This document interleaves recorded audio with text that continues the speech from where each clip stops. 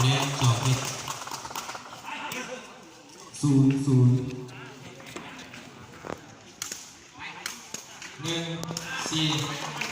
คะแนนคือ4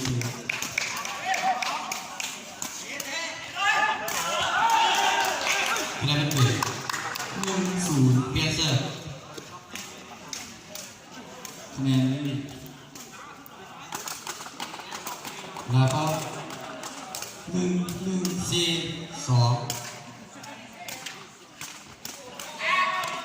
คะแนนนี่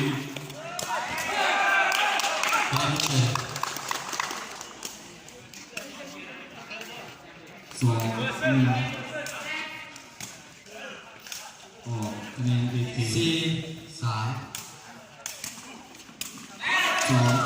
ครับ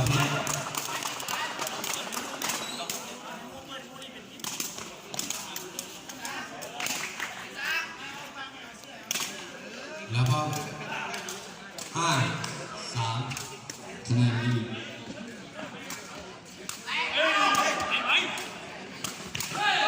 3เกิด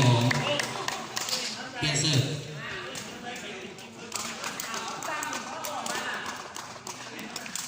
คะแนน3 ค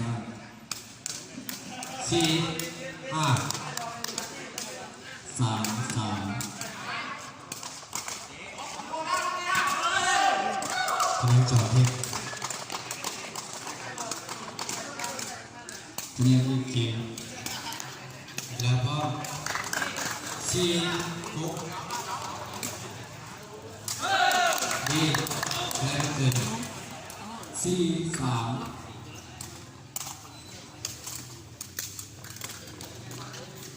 คะแนน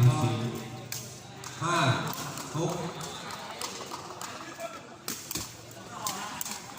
นักกีฬาพร้อม5-3แล้วเกิดแคนเซอร์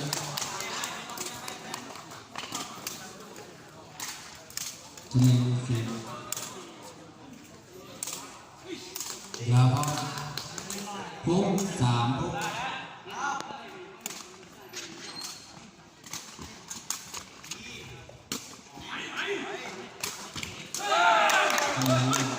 แล้วเกิดนักกีฬาพร้อม4-6คะแนนลี6-7นักกีฬาพร้อม5-6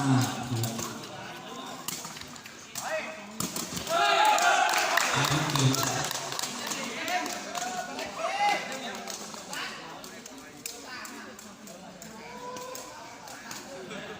นักกีฬาพร้อม6-6หมู่แพทย์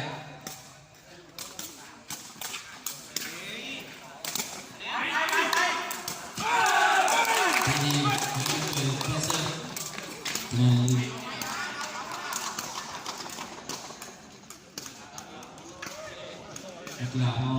7-6 9-6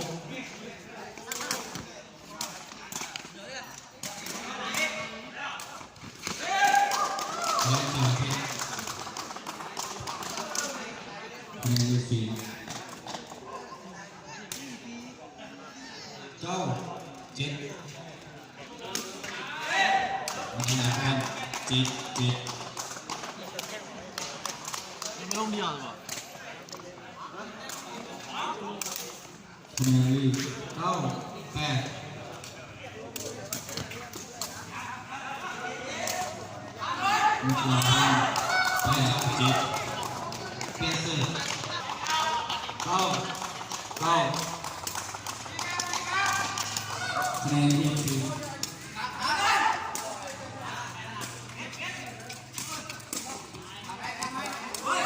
กกีฬาพร้อม8-9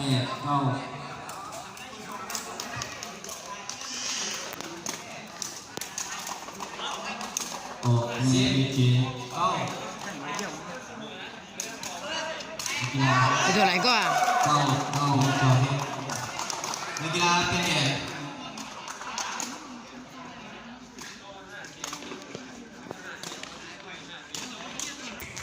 ดีคะแนนดีแพ้กันเกินเปลี่ยนเสิร์ฟนักกีฬาพร้อม10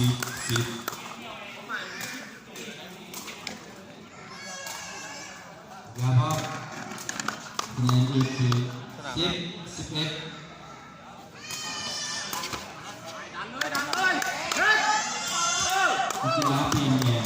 แพ้จอเพชรนักกีฬาปีนแดง ตาเป็นผู้บ่สาวพันนะตา ปีนแดงเป็น ตาเป็นผู้บ่สาวพันเป็นผู้บ่สาวพัน12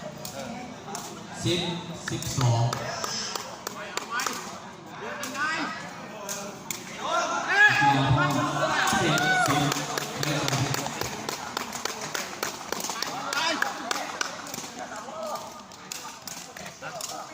เพชรเป็นแดงลี เบิ่งไล่เช็คเบิ่งไล่ 13ฮะ กีฬาพ่อ11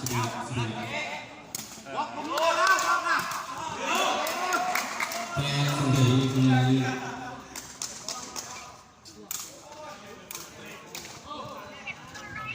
กีฬาพ่อ12 11แล้วก็13 11คะแนนดีจริง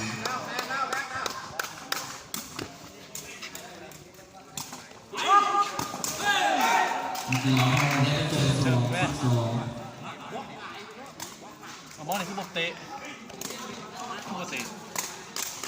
เกมสำคัญนะฮะ นี่บอกดี 13 ทีม 12 สำคัญเปลี่ยนทั้งห้องกันไปบล็อก กีฬาพ่อ13 ก็มีบล็อกรอบเลยนะ เจ้าของทีมคนใหม่โลก มายืนกับบักตาก็ดี กีฬาพ่อดีคะแนนเอที แก่เกมเลยบอกก็มายืนกับบักตาดีก็ดีบล็อก 13 เกี่ยวมีบล็อก 13นักกีฬาพ่อ13 เปลี่ยนมาบล็อก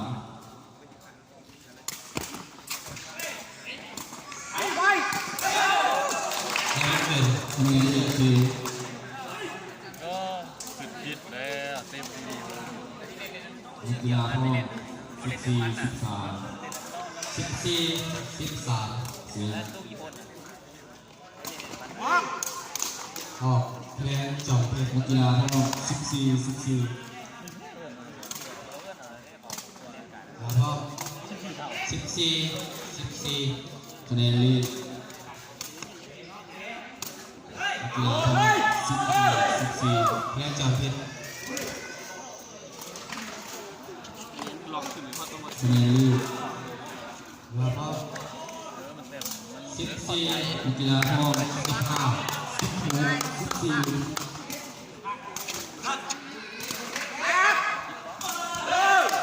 แน่ใจเป็นเจสเซอร์ดีคะแนนลีด4 ตู่คนละตู่เลย นักกีฬาพ่อไอ้เห็นจะเสียว้าวน้องเอายาไม่ทำไอ้น้องเสีย แล้วก็4คะแนนลีด14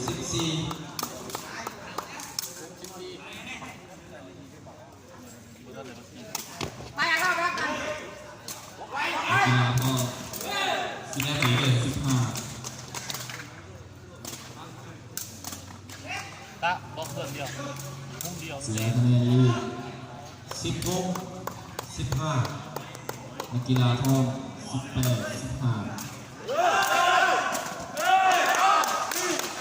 บอกแม่ตะห้องไม่ตะห้องมึงไม่ต้องหาน้องละ เสียคะแนนลีด เกมเดียวนี่เกมเดียวนี่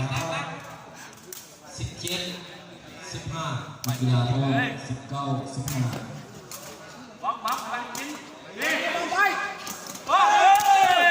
มาถึงตู่แล้วมาถึงตู่แล้ว ที ได้ค่า